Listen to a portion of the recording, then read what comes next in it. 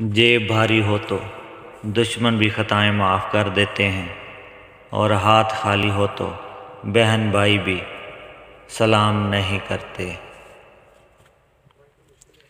رزق کی کمی اور زیادتی دونوں ہی برائی کی طرف لے جاتے ہیں۔ سمجھانے والے تو بہت ہیں، لیکن سمجھنے والا اللہ کے سوا کوئی نہیں۔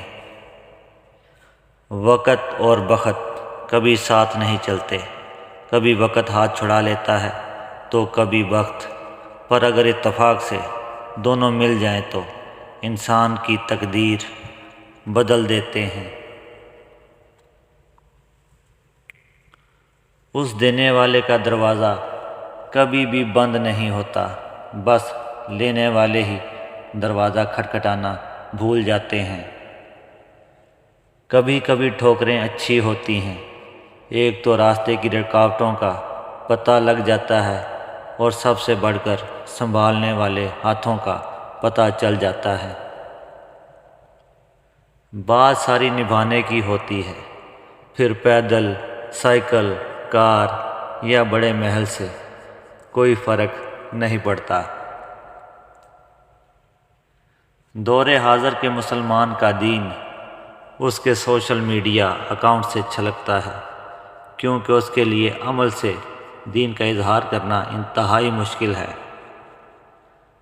تمہاری پریشانیاں تمہاری بے ادبی اور ناشکری سے جڑی ہوئی ہیں۔ جب تم سکون کی کمی محسوس کرو تو اپنے رب کے سامنے توبہ کرو، کیونکہ انسان کے گناہ ہی ہیں جو دل کو بے چین رہتے ہیں۔ پرسکون وہ ہے جس کو کم یا زیادہ کی فکر نہیں۔